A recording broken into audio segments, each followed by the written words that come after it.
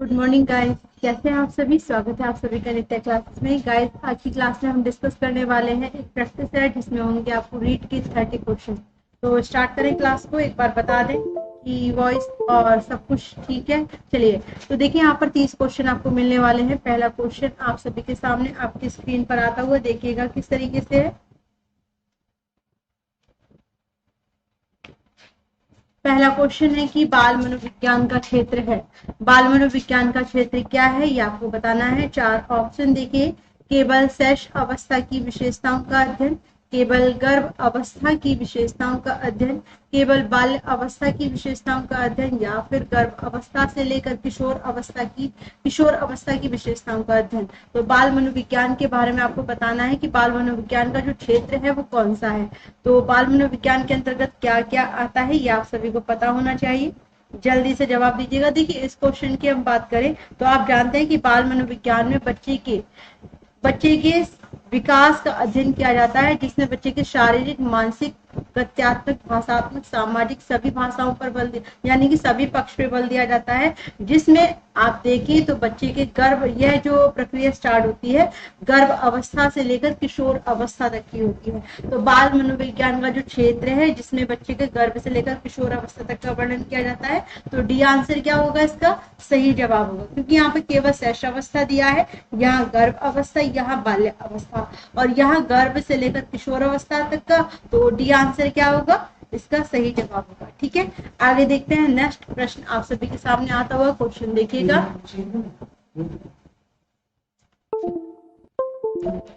Next question देखिएगा, question number 2। हाँ, एक सेकंड, बिल्कुल डी आंसर होगा। देखिए, नेक्स्ट है सृजनात्मक के पोषण के लिए एक अध्यापक को निम्न में से किस विधि की सहायता लेनी चाहिए? तो विचारावेश, दृश्य श्रव्य सामग्री, व्याख्यान विधि या उपरोक्त में से कोई नहीं। तो बताइएगा क्या है इस क्वेश्चन का आंसर। जल्दी से कमेंट करके दीजिएगा जवाब। चलिए, तो बताइएगा इस प्रश्न का क्या होगा उत्तर। क्वेश्चन नंबर 2 आप सभी के सामने है, जल्दी से जवाब दीजिएगा। तो देखिए, यहाँ पर आपको पता है सर्जनशील जो बच्चा होता है जिसमें विचारों का वो क्या करता है, समावेश करता है, जिसमें वो बहुत सारे तर्क लगाता है, चिंतन करता है और अपनी बात को क्या है कई प्रकार से बोलने की कोशिश करता है। तो यहाँ पर सही जवाब क्या हो जाएगा? ब्रेन स्टॉर्मिंग, यानी कि विचारावेश। बी ए ऑप्शन इस प्रश्न का एकदम सही जवाब हो जाएगा और ए को किया जाता है लव। ओके, तो नेक्स्ट प्रश्न आप सभी के सामने देखिएगा किस तरीके से है, जल्दी से देखें और बताएं। बिल्कुल, दो या बी में, अच्छा दो में ए या बी में से कोई एक नहीं, इसलिए विचारावेश दिया है ना, तो विचारों का आवेश जो होता है वो सृजनात्मक बच्चों के लिए होता है। इसीलिए आपका जो सेकंड ऑप्शन है, सेकंड क्वेश्चन है, उसका फर्स्ट ऑप्शन ठीक होगा। नेक्स्ट देखिएगा, हम सभी में आवश्यकता के अनुसार अभिप्रेरणा की शुरुआत होती है। छात्र की वह आवश्यकता जिससे उसको सबसे पहले पूरा करना चाहिए कौन सी है, ये आपसे पूछा गया है। तो देखिए, आत्म अनुभूतिकरण, शारीरिक, सम्मान या सामाजिक। तो बहुत सरल है ये, जल्दी से बताइएगा इस प्रश्न का उत्तर। आंसर करें और बताएं सही जवाब, कोई कमेंट करके बता दीजिएगा। क्वेश्चन नंबर 3 आप सभी के सामने, इस प्रश्न का क्या है उत्तर। तो ये क्वेश्चन मैंने आपको पहले भी बताया है। तो इस प्रश्न का उत्तर हर बार आप गलत करते हैं, इस बार गलत नहीं होना चाहिए। तो जल्दी से बताइएगा सही आंसर क्या होना चाहिए। तो थर्ड का बी आंसर मुझे मिला है और इस बार आप समझ गए हैं अपने आंसर को। बहुत बढ़िया जवाब आप सभी की तरफ से।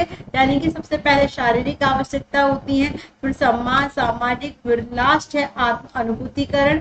यानी कि इस प्रश्न का बी ऑप्शन क्या हो जाएगा? सही जवाब होगा। ठीक है, चलिए आगे देखिएगा। नेक्स्ट क्वेश्चन आप सभी के सामने आता हुआ क्वेश्चन किस तरीके से है, जल्दी से देखें और बताएं। चलिए, शरीर के आकार में वृद्धि होती है क्योंकि, अभी आपको बताना है आकार में वृद्धि किस प्रकार से होती है। संवेगात्मक विकास के आधार पर, शारीरिक और गत्यात्मक विकास के आधार पर, नैतिक विकास या संज्ञानात्मक विकास। तो जल्दी से कमेंट करके बताइएगा। शरीर के आकार में वृद्धि जैसे कि बच्चे की लंबाई का बढ़ना, वजन का बढ़ना, उसमें ग्रोथ, बच्चे की ग्रोथ होना, तो क्या है इस क्वेश्चन का आंसर, जल्दी से कमेंट करें और बताएं। भाई जल्दी से आंसर दें, सभी शांत ना हो, बिल्कुल भी आराम से ना सुने, क्योंकि यहाँ पे प्रैक्टिस सेट होता है, तो आप सभी को कमेंट्स करना चाहिए। तो जल्दी से बताइएगा इस प्रश्न का आंसर। चलिए देखते हैं क्या आंसर आप सभी के मुझे मिले हैं। तो यहाँ पे राइट आंसर का वेट मुझे, राइट आंसर का वेट मैं आप सभी का कर रही हूँ, 4 का बी आंसर। तो जैसे शरीर के आकार में वृद्धि होती है, गत्यात्मक विकास जिसमें गति होती है, जिसमें क्या है हमारी शारीरिक गति का विकास होता है। तो बी आंसर बहुत अच्छे से आपने दिया है और बी को तुरंत लॉक किया जाता है, कोई भी डाउट नहीं होना चाहिए। संवेगात्मक में आपके संवेगों और नैतिक विकास में आपकी क्या है भाई, नैतिक विकास में आपके नैतिक अनैतिक आपके व्यवहार को देखा जाता है। संज्ञानात्मक विकास में आपकी बुद्धि को देखा जाता है। नेक्स्ट प्रश्न देखिएगा, प्रोजेक्ट प्रणाली का प्रतिपादन किसने किया है? तो बहुत ही सरल है, जे ब्रूनर ने, रिस्ट ने, किलपैट्रिक ने, रॉबर्ट ग्लेजर ने। तो जल्दी से बताएं भाई क्या है इस क्वेश्चन का आंसर। क्वेश्चन नंबर आप सभी के सामने है 5th, और जल्दी से बताइएगा इस प्रश्न का सही जवाब।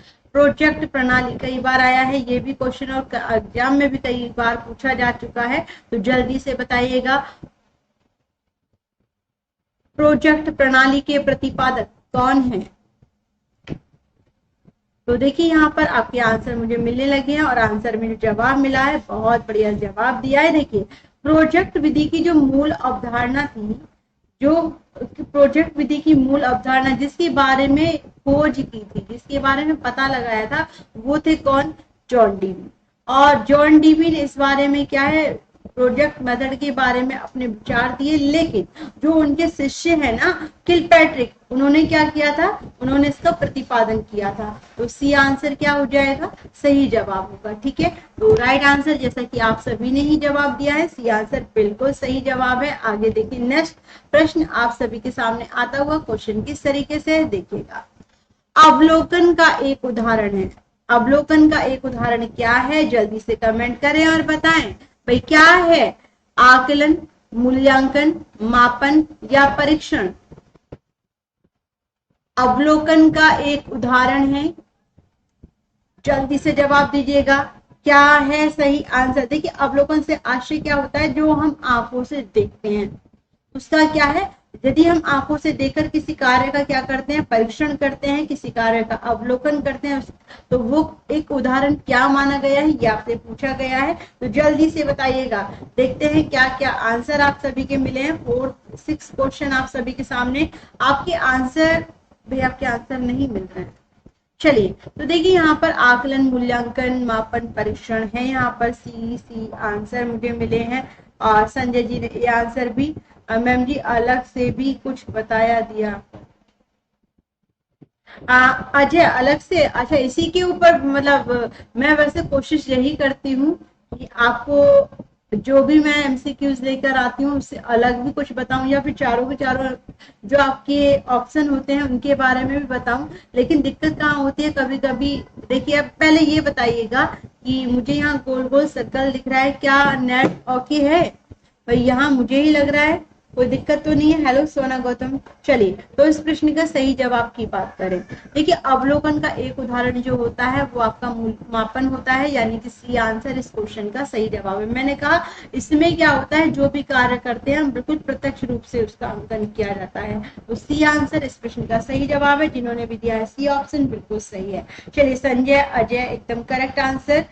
मुझे लगता है संजय जी ने ए दिया है। आकलन नहीं होगा, आकलन नहीं होगा, देखिए मापन होगा। मैंने आकलन, मूल्यांकन, परीक्षण ये सारे के सारे आपको बताए हुए हैं, और आप चाहें तो एक क्लास में इसकी थ्योरी की लेकर आपको सब समझा दूंगी, ठीक है ना। चलिए अच्छा, बहुत दिन बाद आए हैं लाइव, चलिए बहुत बहुत धन्यवाद जुड़ने के लिए। जब एक ही छात्र के लिए दूसरी बार परीक्षण प्रशासित किया जाता है तो उसमें पहले जैसा ही परिणाम प्राप्त हो, तो इस परीक्षण को, इस प्रकार के परीक्षण को आप क्या कहेंगे भाई बताइए? दोहराने योग्य परीक्षण, विश्वसनीय परीक्षण, वैध या मानक? तो जल्दी से बताइएगा क्या होगा इस प्रश्न का आंसर।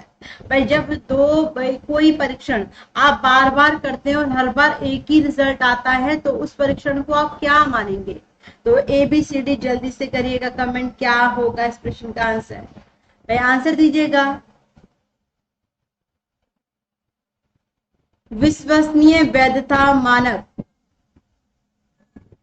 जल्दी से बताइएगा, या फिर दोहराने योग्य। देखिए क्या आंसर आपका मिला है, तो यहाँ पर आपके आंसर का वेट किया जा रहा है, जल्दी से जवाब दीजिएगा। तो यहाँ आंसर देखिए, आंसर थोड़ा सा मुझे लग रहा है कि नेट की वजह से दिक्कत कर रहे हैं, तो सी आंसर मुझे मिला है 7 का। बाकी और सभी देखिए, जैसे कि आप एक एमसीक्यूज देते हैं और एमसीक्यूज में क्या होता है, या आपका हर बार भाई आपने कोई क्वेश्चन किया और उसका हर बार आपका एक ही आंसर निकलता है, तो उसमें क्या है कि जो परीक्षण है बहुत ही विश्वसनीय है।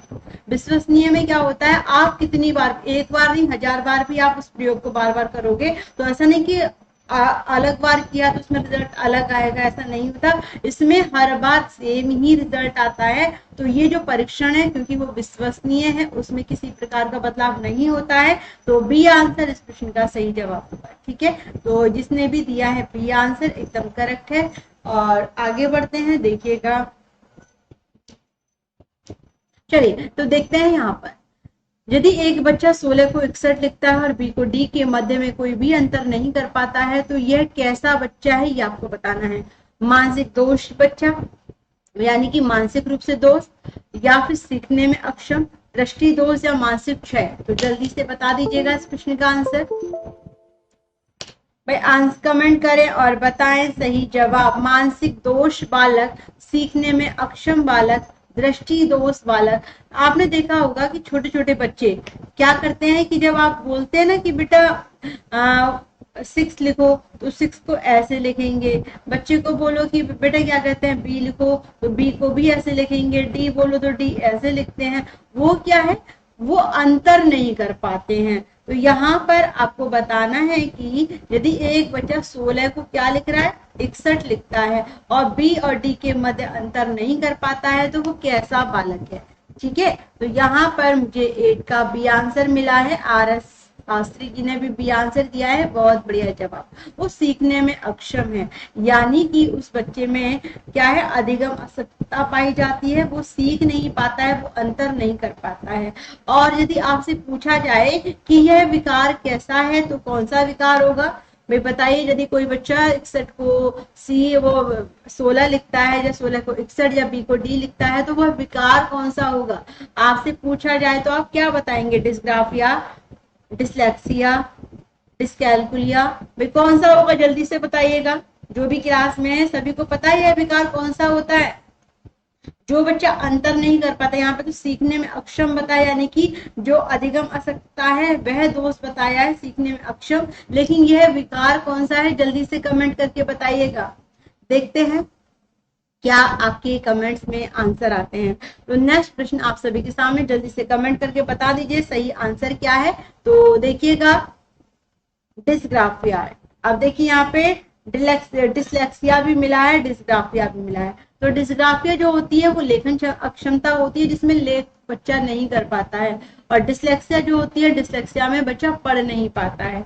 ठीक है, तो यहाँ पर आपका डिस्ग्राफिया होगा। बिल्कुल सही कहा सोना और संजय जी, एकदम करेक्ट आंसर। डिसलेक्सिया नहीं होगा। बुद्धि समावेश करती है, जो बुद्धि है वो समावेश करती है किसे, विचारशील चिंतन को, अभिसारी चिंतन को, अपसारी चिंतन को, या फिर समालोचित चिंतन को। तो जल्दी से बताइएगा कि बुद्धि समावेश करती है कौन किसे। तो जल्दी से कमेंट करके आंसर दीजिएगा। देखते हैं क्या आंसर आपके मिलने वाले हैं, जल्दी से कमेंट करें और बताएं भाई राइट आंसर क्या होने वाला है, जल्दी से बताइएगा। बुद्धि समावेश करती है। अब देखिए यहाँ पर क्या है सही जवाब। तो यहाँ पर राइट आंसर आपका वेट किया जा रहा है, जल्दी से कमेंट करके बताइएगा। कमेंट बहुत लेट आ रहे हैं। तो यहाँ पे राइट आंसर जो होगा वो क्या होगा, तो देखिए अपसारी चिंतन, अभिसारी, या फिर विचारशील। तो देखिए डी आंसर तो बिल्कुल भी नहीं आएगा। समालोचित चिंतन बिल्कुल भी नहीं आएगा। तो यहाँ पर बुद्धि समावेश करती है किसका, तो अभिसारी चिंतन भी है, और आपके सामने क्या है, अपसारी चिंतन भी है। तो सही जवाब जो होगा वो है आपका किसका होगा, क्योंकि बुद्धि जो इकट्ठा करती है, बुद्धि जो चारों तरफ का चिंतन करती है, वो अपसारी सोच में करती है। तो सी आंसर जो होगा एकदम करेक्ट जवाब होगा। ठीक ठीक है, तो सी को लॉक करते हैं। आगे देखिएगा नेक्स्ट, व्याख्यान विधि के कुछ अवगुण टेस्ट किए जा सकते हैं किसके द्वारा? व्याख्यान की अवधि बढ़ाकर, विषय को संगठित तरीके से प्रस्तुत कर, दृश्य श्रव्य उपादान प्रयोग करके, या फिर विद्यार्थी अनुशासन सुनिश्चित कर। तो जल्दी से बताइएगा क्या होगा इस प्रश्न का आंसर, भाई जल्दी से बताएं। व्याख्यान विधि के कुछ अवगुण होते हैं जिसमें बच्चा अपनी बात को स्पष्ट रूप से नहीं कह पाता है, नहीं बोल पाता है, तो उसके क्या किया जा सकता है, ये आपसे पूछा है। तो जल्दी से बताएं सही जवाब क्या हो सकता है, आंसर दीजिएगा। तो देखिए आपके आंसर क्या मिले हैं, तो आपके आंसर की बात करें, हाँ, डिस्ग्राफिया जो होता है लिखने के लिए होता है, लिखने संबंधित अक्षमता होती है, जैसा ही कहा आपने। और क्वेश्चन नंबर 10 आप सभी के सामने है, तो जल्दी से बताइएगा। सी आंसर मुझे मिला है, दृश्य और श्रव्य यानी कि देखकर और सुनकर। देखकर जो लिखा हुआ है उसे हम देखकर, और बोल यानी कि कोई, जैसे कि मैं आपके सामने बोल रही हूँ या आप, तो यहाँ पर सुनकर हम उस कमी को पूरा कर सकते हैं। तो दृश्य श्रव्य उपादान उपयोग कर उनका प्रयोग कर इस अवगुण को दूर किया जा सकता है। बिल्कुल सही जवाब, उसी आंसर को बिना किसी देरी के लॉक किया जाता है। नेक्स्ट प्रश्न देखिएगा, चिंतन क्या है? चिंतन है क्या प्रतीकों का प्रयोग, भाषा का प्रयोग, प्रात्यक्षिक प्रक्रिया, संप्रत्यय अधिगम।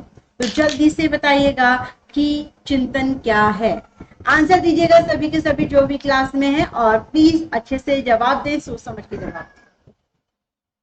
चिंतन क्या है? प्रतीकों का प्रयोग, बी भाषा का प्रयोग, सी प्रात्यक्षिक प्रक्रिया, या फिर संप्रत्यय अधिगम। तो सही आंसर क्या हो सकता है, ये आपसे पूछा गया है। देखिए, चिंतन जो होता है ना, एक प्रकार का अव्यक्त एवं अदृश्य व्यवहार होता है।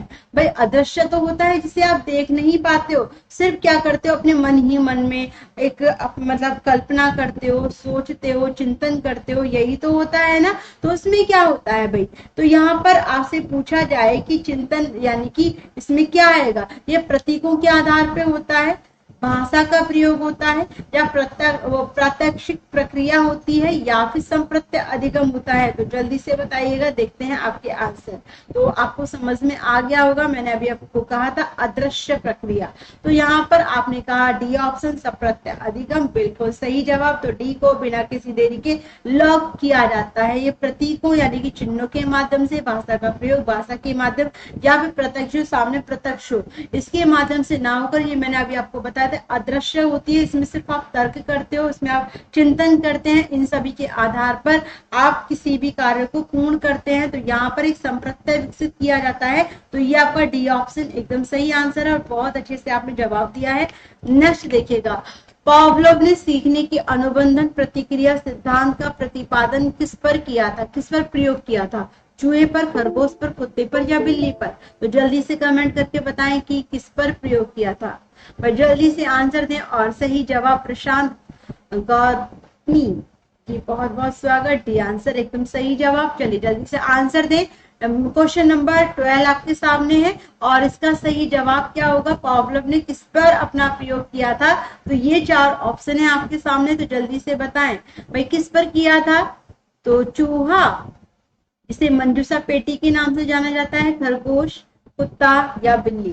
तो यहाँ पर सी आंसर मुझे मिला है, बहुत अच्छे से दिया है जवाब, कुत्ते पर किया था, कुत्ते की लार ग्रंथियों को एकत्रित किया था। सी आंसर जो है बिल्कुल सही जवाब है। आगे देखिएगा, और आपको किसी भी प्रकार की पीडीएफ या नोटिफिकेशन चाहिए तो टेलीग्राम पर चैनल है, उसमें वो निःशुल्क दिए जाते हैं, तो अभी आप ज्वाइन कर सकते हैं। चलिए आगे देखिएगा नेक्स्ट, कि आप एक कक्षा में शिक्षक के तौर पर छात्रों को प्रेरित करते हैं, किस आधार पर?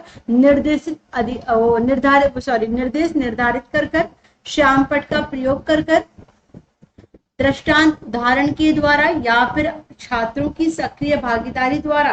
तो जल्दी से बताइएगा इस प्रश्न का उत्तर क्या है। कोट में आंसर देना है, फर्स्ट, सेकंड, थर्ड, फर्स्ट और फोर्थ, या फिर सेकंड और फोर्थ, या फिर ये सभी। तो प्लीज जल्दी से बताएं सही जवाब क्या है इस प्रश्न का। तो यहाँ पर देखिएगा, हेलो वसीम, गौरी, कैसे हैं आप गौरी? चलिए, वसीम शिवानी जी ने भी दिया है बिल्कुल।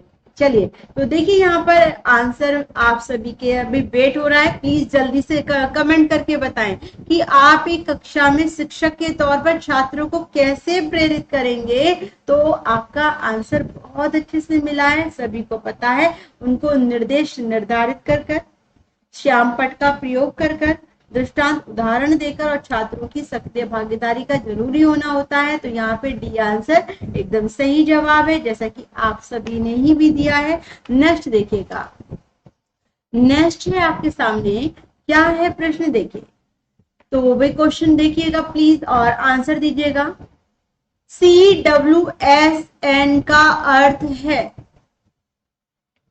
तो क्या है ये आपको बताना है। देखिएगा, विशिष्ट आवश्यकता वाले बच्चे, मजबूत आवश्यकता वाले बच्चे, या फिर एकांगी आवश्यकता वाले बच्चे, या फिर मृदु आवश्यकता वाले बच्चे। तो जल्दी से बताइएगा क्या है इस प्रश्न का उत्तर। देखिए क्या आंसर आपका मिला है, तो जल्दी से बताइएगा। Children with special need. तो आप सभी को पता चल गया होगा इस क्वेश्चन के आंसर। जल्दी से बताइएगा जो बच्चे कैसे होते हैं, तो जल्दी से आंसर मिले क्या है इस प्रश्न का उत्तर। तो बहुत बढ़िया आंसर जिन्होंने भी दिया है फर्स्ट ऑप्शन की, विशिष्ट आवश्यकता वाले बच्चे। बहुत बढ़िया आंसर। चलिए ए को लॉक करते हैं और एकदम सही जवाब है, डी ऑप्शन नहीं होगा इसमें। ठीक है भाई, देखिएगा नेक्स्ट प्रश्न क्या है आपके सामने। चिल्ड्रन विद स्पेशल, जो जिनकी स्पेशल नीड होती है उसको CWSN का अर्थ पूछा है, ये फुल फॉर्म थी। तो यहाँ पर विशिष्ट आवश्यकता वाले बच्चे, विशिष्ट आवश्यकता वाले बच्चे यानी कि ए ऑप्शन इस प्रश्न का क्या है, सही जवाब है। ठीक है, चलिए नेक्स्ट देखिएगा। अभिप्रेरणा की व्याख्या जन्मजात मूल प्रवृत्तियों के आधार पर की जाती है, यह किसने कहा है। तो यहाँ पर है मैकडूगल, स्किनर, फ्राइड या फिर कर्ट लेवन। तो जल्दी से बताइएगा क्या है इस प्रश्न का उत्तर। प्रश्न संख्या आपके सामने है 15। तो जल्दी से कमेंट करके बताएं सही जवाब। अभिप्रेरणा की व्याख्या जन्मजात मूल प्रवृत्तियों के आधार पर की जा सकती है, किसने कहा है। तो देखिए आपके सही आंसर क्या मिलते हैं। देखिए आप सभी जानते हैं अभिप्रेरणा की जो व्याख्या है ना, वो जन्मजात मूल प्रवृत्तियों के आधार पर की जा सकती है। अभी किसने कहा है ये आपसे पूछा गया है, बहुत ही सरल है यह प्रश्न। तो आंसर क्या मिलना चाहिए आपका, चलिए देखते हैं आपके आंसर को। चलिए, तो सभी जानते हैं कितनी मूल प्रवृत्तियां बताइए, पता है आपको। तो स्किनर होगा नहीं, कर्ट लेविन नहीं होगा, फ्राइड नहीं होगा। आपके आंसर नहीं मिला है मुझे अभी। ए आंसर यानी कि विलियम मैकडूगल इसका सही जवाब है। तो ए आंसर को लॉक किया जाता है। चलिए आगे देखिएगा, नेक्स्ट क्वेश्चन आप सभी के सामने। टोटल 30 क्वेश्चन होते हैं शिवानी जी। आगे देखिए, बाल्य अवस्था की जो अवधि है वो होती है कितनी, 21 वर्ष, 5 वर्ष, 12 वर्ष या कोई भी नहीं। तो जल्दी से कमेंट करके बताएं कि सही जवाब क्या है। क्वेश्चन नंबर 16 आप सभी के सामने आपको पूछा गया है। बाल्य अवस्था एक ऐसी अवस्था जिसमें बालक क्या होता है, जिसमें बच्चे का शारीरिक और मानसिक विकास होता है, वह कौन सी अवस्था है, जल्दी से बताइएगा भाई। आंसर दीजिए क्वेश्चन नंबर 16 का सही जवाब। 16 का सी आंसर मुझे मिला है, बहुत ही बढ़िया आंसर। तो देखिए यहाँ पर 12 वर्ष, आप जानते हैं 6 से 12 वर्ष जो होते हैं वो किसके होते हैं, आपके बाल्य अवस्था के होते हैं। तो चलिए आगे लॉक करते हैं। नेक्स्ट प्रश्न आप सभी के सामने आता हुआ, सतत और व्यापक मूल्यांकन पर बल देता है क्या। शिक्षण के साथ परीक्षाओं का सामंजस्य, बोर्ड परीक्षाओं की आवश्यकता पर, सीखने को किस प्रकार अवलोकित किया जाए, रिकॉर्ड और सुधार किया जाए, या फिर डी आंसर कि यह सुनिश्चित यानी कि सीखने को सुनिश्चित करने के लिए व्यापक स्केल पर निरंतर परीक्षण करना। तो जल्दी से बताएं क्या है इस प्रश्न का उत्तर। सतत और व्यापक मूल्यांकन किस पर बल देता है, देखते हैं क्या आंसर आपके मिलते हैं। प्रशांत जी आप मुझे प्लीज ये भी बताएं किस क्वेश्चन का आपने जवाब दिया है। सतत और व्यापक मूल्यांकन बल देता है किस पर, तो देखिए यहाँ पर आपके आंसर का वेट किया जा रहा है, जल्दी से बताएं। देखिए सतत और व्यापक मूल्यांकन का अर्थ होता है छात्रों का विद्यालय आधारित मूल्यांकन प्रणाली, जिसमें जो विद्यार्थी है उसके सभी पक्ष उसमें शामिल होते हैं और सभी पक्षों पर जोर दिया जाता है। ठीक है, तो यहाँ पर जल्दी से मुझे बता दीजिएगा। तो यहाँ आपका आंसर जैसा कि 17 का सी आंसर मुझे मिला है, बिल्कुल सही जवाब है कि सीखने की किस प्रकार अवलोकित, रिकॉर्ड और उसमें सुधार किया जाए, एकदम सही जवाब है। तो सी को लॉक किया जाता है, बच्चे का शारीरिक मानसिक सभी पक्षों पर इसमें बल दिया जाता है। तो सी आंसर को लॉक कर देते हैं। यहाँ पर आगे देख लेना, अपराधी बालक कौन से होते हैं? जो असामाजिक कार्य करते हैं, जो समाज में रहना पसंद नहीं करते हैं, जो कक्षा में अव्वल आते हैं, या जो शिक्षक के लिए सरदर्द होते हैं। बहुत ही सरल है ये, तो क्वेश्चन को बहुत आसानी से आप दे सकते हैं। सही जवाब इसका तो जल्दी से बताइएगा, अपराधी बालक कौन से होते हैं, आंसर दीजिएगा। देखिए लास्ट, जो असामाजिक, समाज से विपरीत कार्य करते हैं, जो समाज में अनैतिकता फैलाने वाले कार्य करते हैं, वो अपराधी बालक होते हैं। तो ए आंसर आप सभी ने भी दिया होगा और ए को लॉक किया जाता है। ठीक है, आगे देखिए नेक्स्ट क्वेश्चन आप सभी के सामने। बच्चे के विकास के सिरस सिद्धांत के अनुसार निम्न में से सत्य कथन कौन सा है? तो देखें, विकास सिर से पैर की ओर होता है, विकास मध्य भाग से परिधि की ओर होता है, विकास पैर से सिर की ओर होता है, या फिर उपरोक्त में से कोई नहीं। तो जल्दी से कमेंट करें और बताएं क्वेश्चन नंबर 19 का सही जवाब। मैं जल्दी से बताइएगा। बच्चे के विकास के सिरस्त सिद्धांत के अनुसार निम्न में से सत्य कथन कौन सा है? विकास मध्य भाग से परिधि की ओर, विकास सिर से पैर की ओर, या फिर विकास पैर से सिर की ओर, या डी ऑप्शन उपरोक्त में से कोई नहीं। तो जल्दी से कमेंट करें और बताएं। चलिए देखते हैं यहाँ पर क्या आंसर आपका मिला है। तो देखें, मैं जल्दी से जवाब दीजिएगा। देखिए आपके आंसर का वेट किया जा रहा था यहाँ पर कि विकास कैसे होता है, सिर से पैर की ओर होता है। अब यहाँ पर जिन्होंने भी दिया है सत्य कथन में ए ऑप्शन, उनका क्या हो जाएगा? सही जवाब होगा। मैडम ए भाई क्या बताया है आपने? मैम आप दोनों राइट हैं, मुझे समझ में नहीं आया सुमन। तो देखिए भाई यहाँ पर एक होता है कि विकास मध्य से परिधि से केंद्र की ओर जाता हुआ, और यहाँ पर आपको पूछा है सिरस यानी कि सिर से पैर की ओर। तो यहाँ पे राइट आंसर जो होगा ना, आपने देखा होगा कि जो विकास बच्चे का होता है, सबसे पहले मस्तिष्क उसका डेवलप होता है, उसके बाद नीचे के अंग, और सबसे लास्ट में आपने देखा होगा बच्चा चलना सीखता है। तो यहाँ पर ए आंसर इस प्रश्न का सही जवाब है। ठीक है, आगे चले। तो आगे देखिएगा नेक्स्ट क्वेश्चन आप सभी के सामने। बालक की व्यक्तित्व की नींव किस अवस्था में पड़ती है? तो जल्दी से बताइएगा। गर्भकालीन अवस्था में, शैश अवस्था में, बचपन अवस्था में, या उपरोक्त में से कोई नहीं। तो जल्दी से कमेंट कीजिएगा और बताएं बालक के व्यक्तित्व की नींव किस अवस्था में पड़ती है। तो देखते हैं क्या आंसर आपके मिलते हैं। जल्दी से जवाब दीजिएगा और सही आंसर पे आंसर दीजिएगा। तो देखिए आपके आंसर क्या मिलते हैं हमें, जल्दी से दीजिएगा जवाब। आपके क्वेश्चन आंसर बहुत लेट आ रहे हैं। तो देखिए मुझे अभी तक आपका आंसर नहीं मिला है, कोई बात नहीं, मैं आपको आपका आंसर बताती हूँ। यदि आप सुन पा रहे होंगे तो प्लीज अपने आंसर को चेक कर लीजिएगा। ठीक है, तो यहाँ पे 20 का ए आंसर मिला है गर्भकालीन, 20 का बी आंसर भी मिला है शैश अवस्था, 20 का बी आंसर मिला है, ए आंसर मिला है, B B B A answer. चलिए तो सही जवाब की बात करें। देखिए बालक की जो व्यक्तित्व की नींव, बालक जो मजबूत बनता है, तो कहा जाता है कि यदि बच्चे का जो विकास है वो उसकी गर्भ अवस्था से ही अच्छा हो, या फिर कह सकते हैं कि गर्भ अवस्था में ही बच्चे को संतुलित आहार मिले, या फिर उसकी जो माँ है, बच्चे की माँ, वो किसी भी प्रकार से बीमार ना हो, तो बच्चे में क्या है, बच्चे का शारीरिक और मानसिक विकास कैसा होता है, अच्छा होता है। तो बच्चे की जो नींव होती है ना, वो गर्भ अवस्था से ही मजबूत होती है। और बात करें व्यक्तित्व की, तो जब जैसे बच्चा जन्म लेता है तो व्यक्तित्व की बात आती है गर्भ से निकलने के बाद। ठीक है, बालक के विकास की बात करें, समझ लेना मैं क्या कह रही हूँ।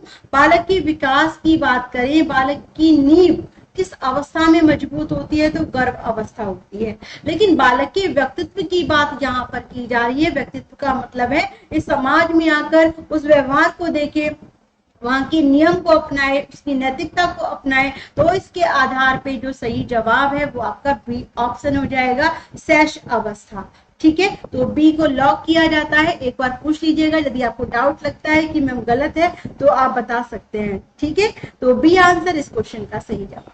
ओके, क्लियर, भाई समझ में आ रहा है। कल्पना जी बताइएगा।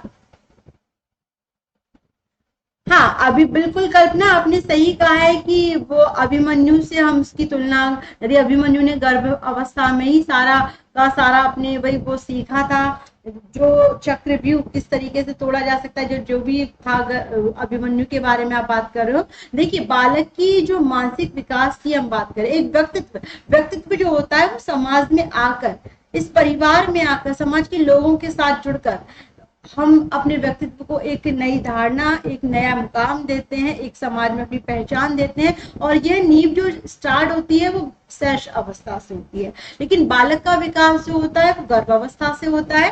क्वेश्चन दो तरीके से पूछा जा सकता है कि बालक के विकास की नींव किस अवस्था में पड़ती है, तो गर्भावस्था। बालक के व्यक्तित्व की नींव किस अवस्था में पड़ती है, तो शैश अवस्था। ओके, तो इस प्रश्न का सही जवाब बी ऑप्शन है। आगे देखिए, नेक्स्ट क्वेश्चन आप सभी के सामने आता हुआ। सीखने की विकलांगता के साथ लोगों को किसी एक विशेष क्षेत्र में गंभीर क्षति हो सकती है। उच्च कौशल का एक विशेष क्षेत्र नहीं हो सकता, या फिर एक क्षेत्र और उच्च कौशल के विशेष क्षेत्रों में गंभीर क्षति हो सकती है, या उपरोक्त सभी। तो जल्दी से बताइएगा क्या है इस प्रश्न का उत्तर। मैं जल्दी से कमेंट करें और बताएं, बहुत ही अच्छा क्वेश्चन है। तो 21 का सही जवाब, सीखने की विकलांगता के साथ लोगों को, जल्दी से बताएं, किसी एक विशेष क्षेत्र में गंभीर क्षति नहीं हो सकती, या फिर उच्च कौशल का एक विशेष क्षेत्र नहीं हो सकता, या सी आंसर कि एक क्षेत्र और उच्च कौशल की विशेष क्षेत्रों में गंभीर गति हो सकती है, क्षति हो सकती है, या उपरोक्त सभी। तो यहाँ पर आप सभी के आंसर मुझे मिले हैं। 21 क्वेश्चन का आंसर मिला है कि C answer, C answer, C answer और डी आंसर भी मुझे मिला है। तो सही जवाब क्या हो सकता है। देखिए, यदि सीखने की विकलांगता है तो आप क्या कह सकते हैं कि यदि कोई बच्चा है, मैंने आपको कई बार आपको बताया है कि आपके कई सब्जेक्ट होते हैं जब आप पढ़ते हैं, मतलब विद्यालय में। देखिए, विद्यालय में यदि बच्चा कुछ पढ़ता है तो उसके पास कई सब्जेक्ट होते हैं। कुछ बच्चे क्या है, हिंदी में कमजोर होते हैं लेकिन उनकी अंग्रेजी बहुत अच्छी होती है। कुछ बच्चे इंग्लिश में भी अच्छे होते हैं, हिंदी में भी अच्छे होते हैं, लेकिन मैथ में कमजोर होते हैं। तो किसी एक विशेष क्षेत्र में गंभीर क्षति नहीं हो सकती, ये सीखने की विकलांगता के साथ बिल्कुल सत्य है। उच्च कौशल का एक विशेष क्षेत्र नहीं हो सकता, तो यहाँ पर देखिए, ये जरूरी नहीं है कि मतलब किसी एक, मैंने बताया है कि एक क्षेत्र यानी कि आप एक मैथ में आप इंटेलिजेंट है तो उच्च कौशल का एक विशेष क्षेत्र नहीं हो सकता। वे देखते हैं अभी इसके बारे में भी। एक क्षेत्र और उच्च कौशल के विशेष क्षेत्रों में गंभीर क्षति हो सकती है।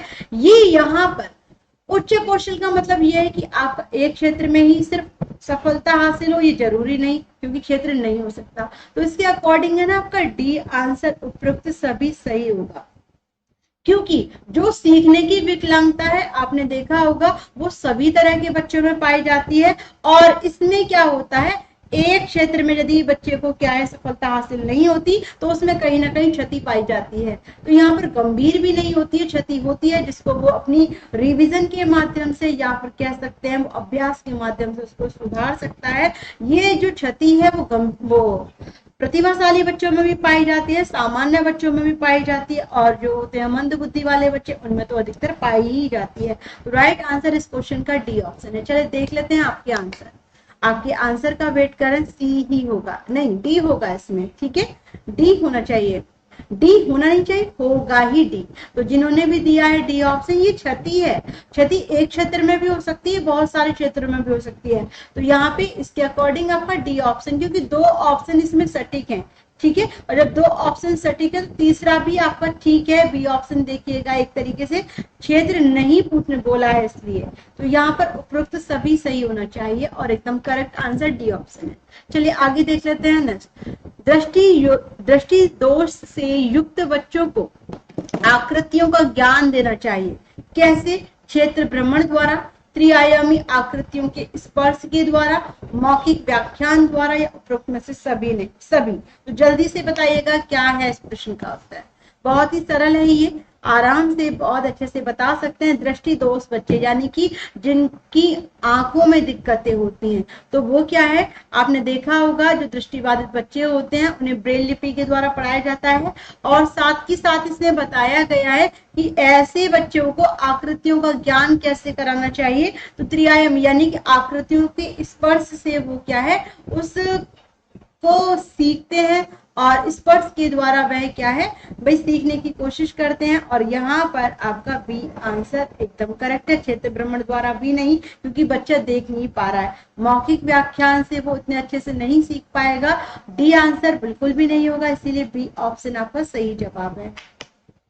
नेक्स्ट देखिएगा, प्रतिभाशाली बच्चों के लिए सबसे अच्छे शैक्षिक कार्यक्रम वे होते हैं जो फर्स्ट प्रत्यास्मरण के द्वारा ज्ञान की प्रवीणता पर बल देते हैं, बी उन्हें अधिगम के न्यूनतम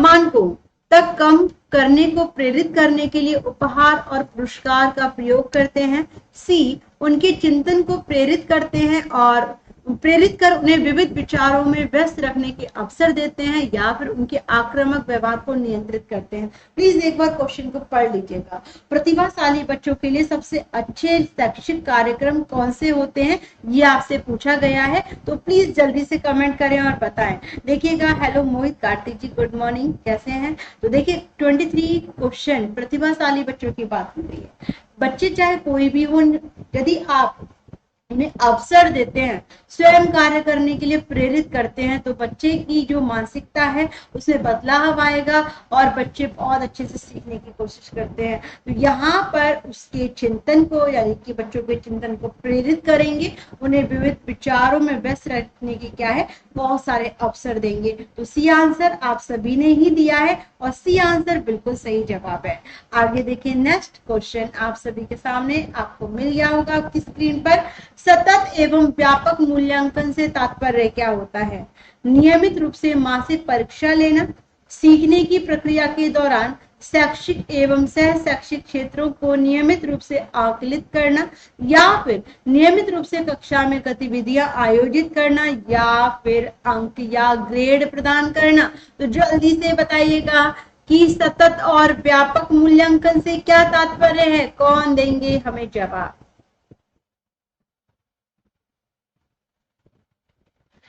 देखिए वो सुमन, लेकिन उसमें ना मैंने देखिए मौखिक अभिव्यक्ति बच्चों को सुनने के लिए प्रेरित करती है ना। दृष्टिबाधित होते हैं, उन्हें दिक्कत है कि वो सिर्फ देख नहीं पाते हैं, लेकिन आकृतियों की जांच जब बच्चों को कराई जाती है तो उसमें क्या है वो महसूस कर स्पर्श कर बहुत अच्छे से सीख पाते हैं। इसीलिए वहां पर जो सटीक आंसर है वो आपका बी ऑप्शन बताया गया था। ठीक है, अब यहाँ देखते हैं क्वेश्चन नंबर आपके सामने है 24। इसका जवाब क्या है? 24 क्वेश्चन का आंसर जिन्होंने भी दिया है कि सीखने की प्रक्रिया के दौरान शैक्षिक कार्य एवं सह शैक्षिक कार्य दोनों को ही नियमित रूप से आकलित किया जाए, यही आपका सतत और व्यापक मूल्यांकन का अर्थ है। ठीक है, इसमें कार्य लगातार होता है, बच्चे की कमियों को देखा जाता है और साथ के साथ उसमें सुधार भी किया जाता है। तो बी आंसर एकदम सही जवाब है। जिन्होंने बी ऑप्शन दिया है बिल्कुल बहुत बढ़िया जवाब, बी को लॉक करते हैं और आगे देखते हैं क्वेश्चन नंबर 25 कैसा है। बहिर्मुखी विद्यार्थी अंतर्मुखी विद्यार्थी से किस विशेषता के आधार पर अलग हैं? तो देखिए, मजबूत भावनाएं, पसंदगी एवं नापसंदगी, मन ही मन परेशान होने की अपेक्षा अपनी भावनाओं को अभिव्यक्त करना, या फिर अपने बौद्धिक कार्यों में डूबा रहना, या है बोलने की अपेक्षा लिखने में बेहतर।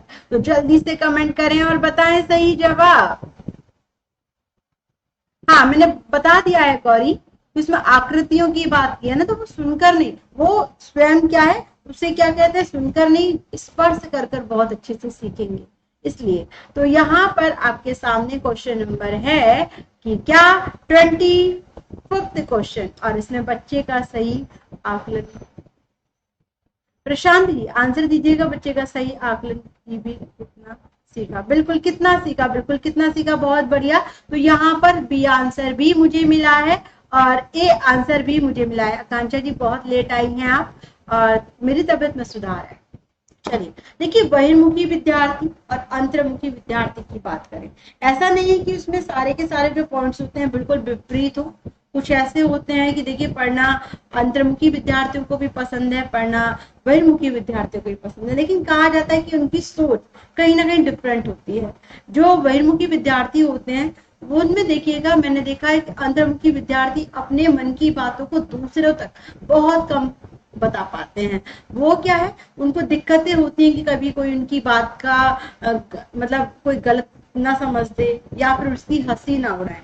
तो यहाँ पर सही जवाब के बारे में आपसे पूछा गया है ए और बी आंसर। देखिए मैं आपको पहले तो ये बता दूं कि दोनों ही ऑप्शन कहीं ना कहीं ठीक है, ए और बी। अपने बौद्धिक कार्यों में डूबे रहते हैं, ये दोनों बच्चों के लिए होगा। बोलने की अपेक्षा लिखना ये सटीक नहीं है, लेकिन यहाँ पर कहा है कि बहिर्मुखी विद्यार्थी अंतर्मुखी विद्यार्थी से किस प्रकार विशेषता के आधार पर भिन्न है। तो मजबूत भावनाएं और पसंदगी एवं नापसंदगी, यदि आप देखें तो बी भी ठीक है, क्योंकि मन ही मन परेशान होने की अपेक्षा अपनी भावनाओं को अभिव्यक्त करता है। कौन सा बच्चा? बहिर्मुखी बच्चे इस तरीके की ज्यादा कोशिश करते हैं कि वो अपनी बात को अपने मन में नहीं रखते हैं। लेकिन मजबूत आंसर आप एक ही देना है, तो वो है आपका क्या है, इसमें क्या होता है कि वो हर बात को बिल्कुल पॉजिटिव लेकर चलते हैं, वो घबराते नहीं है, वो सोचते हैं कि जो होगा सो देखा जाएगा। और पसंदगी में आपने देखा होगा कि जो बहिर्मुखी बच्चे होते हैं वाचाल प्रवृत्ति के होते हैं, मुझे शांत रहना पसंद नहीं होता है, अकेला रहना पसंद नहीं होता। इसीलिए यहाँ पर आपका ए ऑप्शन ज्यादा अच्छा है, ज्यादा सटीक है, तो ए आंसर को लॉक किया जाता है। ठीक है, आगे चले, बता दीजिएगा। हाँ मैंने बता दिया है सुमन कि ये जो है आपकी पसंद और नापसंद दोनों के बारे में बात की जा रही है यहाँ पर। ठीक है, और यदि आप देखिए मन ही मन परेशान होने की अपेक्षा अपनी भावनाओं को अभिव्यक्त करना, यहाँ पे सिर्फ बहिर्मुखी विद्यार्थी के बारे में बात की जा रही है। बी ऑप्शन भी सही है, लेकिन ए ऑप्शन उससे ज्यादा सटीक है। ठीक है, चलिए आगे देखिएगा। बुद्धि लब्धांक सामान्यतः रूप से शैक्षणिक निष्पादन से संबंधित है, किससे ये आपको बताना है। तो देखिएगा जल्दी से कम, पूर्ण, मध्यम या उच्च। तो जल्दी से बताएं ABCD क्या है इसका सही जवाब। क्वेश्चन नंबर 26 आप सभी के सामने, जल्दी से कमेंट करके बता दीजिएगा सही आंसर। बुद्धि लब्धांक की बात कर रहे हैं, तो यहाँ पर क्या होगा, बहुत ही सरल है यह प्रश्न, तो जल्दी से कर दीजिएगा कमेंट। देखते हैं क्या आंसर आप सभी के मिलते हैं। पूर्ण मिला है मुझे अभी तक जवाब, बाकी सभी जल्दी से दीजिएगा आंसर, जल्दी से कमेंट मिलना चाहिए आप सभी का। सी आंसर भी मुझे मिला है, और बाकी सभी बुद्धि लब्धांक सामान्यतः रूप से शैक्षणिक निष्पादन से संबंधित होती है। तो जल्दी से कमेंट करें, 2 ऑप्शन मुझे मिल गए हैं, बाकी जल्दी से जवाब दीजिएगा कि क्या है इसका आंसर। चलिए देखिए आपके कमेंट्स में क्या मिलते हैं सही जवाब। तो मुझे कई आंसर आपके मिले हैं, तो राइट आंसर की बात करें तो देखिएगा ए आंसर होना चाहिए, कम से कम बिल्कुल भी नहीं। ठीक है, तो यहाँ पर सही जवाब देखिएगा, इसका सही आंसर जिन्होंने भी दिया है क्या, जिन्होंने भी दिया शैक्षणिक रूप से निष्पादन यानी कि मध्यम, सी आंसर। बी आंसर भी मिला है, चलिए पूर्ण। तो आकांक्षा, कार्तिक, वसीम ने कहा है पूर्ण रूप से। देखिए बुद्धि लब्धांक जो देखा जाता है, बुद्धि लब्धांक में क्या है, IQ लेवल बच्चे का नापा जाता है, जिसमें शैक्षणिक रूप जो शिक्षा के रूप में देखा जाए तो देखिए सामान्यता जो आप अधिकतर देखते हैं बुद्धि लब्धांक के बारे में, तो आपको देखा होगा कि आपको क्लास में हर तरह के बच्चे मिलते हैं आपको। ठीक है, उसमें क्या है कि कम से कम तो बिल्कुल भी नहीं होगा, पूर्ण रूप से क्या होता है, पूर्ण रूप से सभी बच्चों को बुद्धि लब्धांक एक साथ प्रभावित नहीं करता है। और उच्च की बात करें तो ये प्रतिभाशाली बच्चों में आ जाएगा। तो सही जवाब क्या होगा भाई, पूर्ण रूप से प्रभावित करता है, मध्यम से प्रभावित करता है या फिर उच्च से। तो जिन्होंने भी दिया है क्या बी ऑप्शन तो सही माना जाए, बिल्कुल भाई। बुद्धि लब्धांक जो होता है मध्यम बिल्कुल भी नहीं होगा। बुद्धि लब्धांक जो होता है वो शैक्षणिक निष्पादन को पूर्ण रूप से प्रभावित करता है। तो यहाँ पर जैसे किसी बच्चे का आईक्यू लेवल निकालेंगे तो हम किसी बच्चे को टेस्ट देते हैं और टेस्ट में वो जितने अंक प्राप्त करता है उसी के आधार पर, जब परीक्षा को पास करता है उसी के आधार पर हम बताते हैं कि इस बच्चे का आईक्यू इस तरीके से है। तो बी आंसर एकदम सही जवाब है। कम से कम मध्यम को आप ला सकते हैं यदि पूर्ण ऑप्शन ना होता। तो यहाँ पर उच्च हो नहीं सकता क्योंकि हम उच्च रूप में या फिर कम से कम रूप में नहीं देखते हैं, ये पूर्ण रूप में देखा जाता है। तो 26 का सही जवाब बी ऑप्शन होगा। 4 क्वेश्चन तो यहाँ पे राइट आंसर बी है। और बी किस किसने दिया है प्लीज देख लीजिएगा एक बार। हाँ पूर्ण ही होगा, सी नहीं होगा। चलिए मैंने आपको बस एक बार, क्योंकि संजय जी ने दिया था सी आंसर, तो सोचा कि आपको देखें कि आप सी आंसर को लगाते हैं या नहीं। तो औरों ने भी बोल दिया यस मैम सी आंसर। पिछड़े बालक कैसे होते हैं ये आपको बताना है। बुद्धि लब्धि का जो स्तर है वो 80-90 के बीच में, सीखने की जो गति है उनकी धीमी होती है, या फिर मानसिक रूप से अस्वस्थ और असमायोजित व्यवहार उनका होता है, या उपरोक्त सभी। तो जल्दी से कमेंट कर दीजिएगा क्या है आपका सही जवाब, कमेंट करके बताइएगा। क्वेश्चन नंबर 27 आप सभी के सामने, देखते हैं किसका आंसर सही होगा। पिछड़े बालक होते हैं, कैसे होते हैं तो ये आपको बताना है।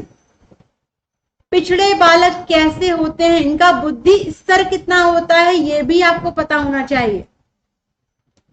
चलिए तो देखिए आप सभी जानते हैं कि जो ये बच्चे होते हैं ना, पिछले बच्चे, उनकी जो सीखने की गति है वो धीमी बहुत होती है। साथ ही साथ वो पिछड़े क्यों होते हैं, क्योंकि वो कहीं ना कहीं मानसिक रूप से अस्वस्थ होते हैं। और जब अस्वस्थ होते हैं तो वो अपने साथ समायोजन, मतलब किसी भी जो कार्य है, कोई भी व्यवहार है, उसको समायोजन नहीं कर पाते हैं, उसके साथ अपने आप को नहीं रख पाते हैं। तो हमारा बी और सी आंसर क्या हो जाएगा, गलत हो जाएगा। ठीक है, अब इनका जो बुद्धि स्तर जो होता है वो सामान्य से कम होता है, तो ये भी आपका सही है। तो यहाँ पे डी आंसर कैसे हो जाएगा, बिल्कुल करेक्ट। तो इसका सही जवाब पिछड़े बालक कैसे होते हैं, जिनका यानी उपरोक्त सभी एबीसी तीनों की तीनों ऑप्शन करेक्ट है। आगे देखिए नेक्स्ट, तो नेक्स्ट प्रश्न पर देखिएगा। मनुष्य की बुद्धि आगे की पीढ़ियों में संक्रमित होती है, डैश का कार्य इस जन्मजात योग्यता के विकास के लिए उपयुक्त परिस्थितियों का निर्माण करना है, किसका ये आपको बताना है। जलवायु, मौसम, वातावरण या क्षेत्र। तो जल्दी से बताइएगा सही जवाब भाई क्या होगा इसका आंसर, जल्दी से कमेंट करें और आंसर दें। क्वेश्चन नंबर 28 आप सभी के सामने है, देखते हैं क्या है आपका जवाब। मनुष्य की बुद्धि आगे की पीढ़ियों को क्या करती है, संक्रमित करती है, यानी कि आगे की पीढ़ियों में क्या है वो कहीं ना कहीं देखी जाती है। बुद्धि का जो स्तर होता है वो और पीढ़ियों में भी देखने को मिलता है, गुण देखने को मिलते हैं। तो का कार्य इस जन्मजात योग्यता के विकास के लिए उपयुक्त परिस्थिति का निर्माण कराना होता है। तो बिल्कुल सही जवाब जिन्होंने भी दिया है वातावरण, ऐसा माहौल, ऐसा वातावरण का होना बहुत उचित है। तो सी आंसर आपने देखा होगा, वंशानुक्रम और वातावरण, इन्हीं के आधार पर एक व्यक्ति का व्यक्तित्व निखर कर आता है, व्यक्तित्व सामने आता है। तो सी आंसर इस प्रश्न का सही और सटीक जवाब है। आगे देखिए 29 क्वेश्चन, जल्दी से बताइएगा कि बहुबुद्धि सिद्धांत निम्नलिखित निहितार्थ अर्थ देता है सिवाय किसके, विषयों को विभिन्न तरीकों से प्रस्तुत किया जा सकता है। बी, बुद्धि प्रक्रमण संक्रियाओं को का एक विशिष्ट समुच्चय है जिसका उपयोग एक व्यक्ति द्वारा समस्या समाधान के लिए किया जाता है। या फिर सी ऑप्शन, विविध तरीकों से सीखने का आकलन प्रस्तुत किया जा सकता है। या डी ऑप्शन, संवेगात्मक बुद्धि बुद्धि लब्धि से संबंधित नहीं है। जल्दी से बताएं भाई क्वेश्चन नंबर 29, क्वेश्चन नंबर है 29, क्या है इस प्रश्न का उत्तर, जल्दी से कमेंट करें और बताएं। तो यहाँ पर 29 का जो आंसर मुझे मिला है वो डी ऑप्शन मिला है। जल्दी से आप सभी दीजिएगा जवाब। तो डी आंसर सभी ने कहा है कि संवेगात्मक बुद्धि बुद्धि लब्धि से संबंधित नहीं है सिवाय। तो यहाँ पर आपसे पूछा है कि बुद्धि जो सिद्धांत है, बहुबुद्धि सिद्धांत है, जिसमें पूछा है कि वो सभी तरीके से अर्थ रखता है सिवाय किसके। तो यहाँ पर सभी ने कहा है डी ऑप्शन की संवेगात्मक बुद्धि बुद्धि लब्धि से संबंधित नहीं है। जो आप तो यहाँ पे क्या माना जाए, सही माना जाए, भाई बताइएगा। तो देखिए यहाँ पर डी ऑप्शन क्या कहता है, डी ऑप्शन बिल्कुल सही जवाब है, एकदम करेक्ट आंसर है, और मैं आप सभी के आंसर से बिल्कुल सहमत हूँ। और हाँ भाई टाइम हो गया है, मेरा लास्ट क्वेश्चन है, प्लीज जल्दी से जवाब दीजिएगा। कक्षा में किसी विषय वस्तु की परिचर्चा के समय एक अध्यापक के लिए आवश्यक प्रथम गतिविधि क्या होगी? विषय वस्तु को मौखिक रूप से बताना, तर्क संबंधित तथ्यों की व्याख्या करना, उद्देश्य की सूचना या श्यामपट्ट पर विषय वस्तु का लिखना। प्लीज जल्दी से कमेंट करें और इस क्वेश्चन को हम कंप्लीट करते हैं, क्लास का टाइम हो गया है, जल्दी से दीजिएगा जवाब। क्वेश्चन नंबर 30 आप सभी के सामने, आंसर दीजिएगा प्लीज। तो देखिए क्या होगा भाई, कक्षा में किसी भी विषय वस्तु पर हम चर्चा करते हैं, मान लीजिए हम चर्चा करते हैं कि हम चर्चा करते हैं किसके बारे में, हम चर्चा करते हैं कि दिल्ली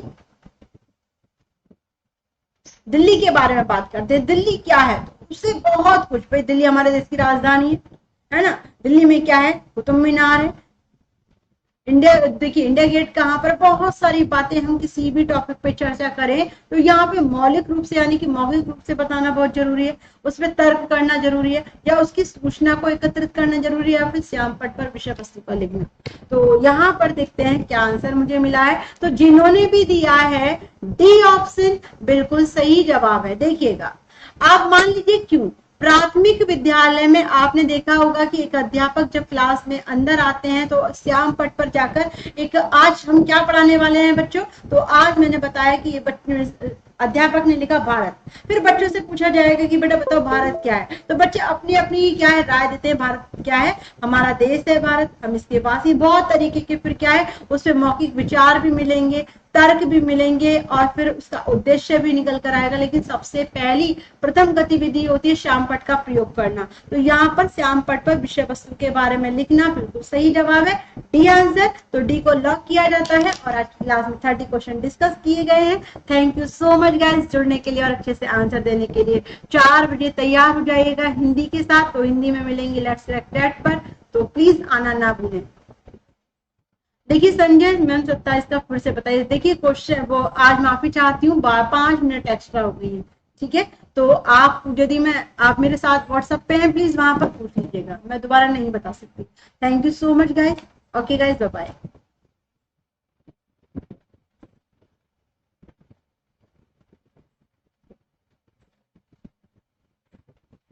हाँ देखिए प्राथमिकता नहीं दिया है, प्राथमिक स्तर नहीं दिया है, लेकिन याद रखिएगा कि जो प्रक्रिया होती है, जो कार्य होता है, उसमें श्यामपट्ट पर प्रयोग करना होता है। आप देखिएगा, और फर्स्ट ऑप्शन बिल्कुल गलत है, डी आंसर इस क्वेश्चन का सही जवाब है। चलिए आगे देखें, तो मिलते हैं 4 बजे। Okay guys, bye bye.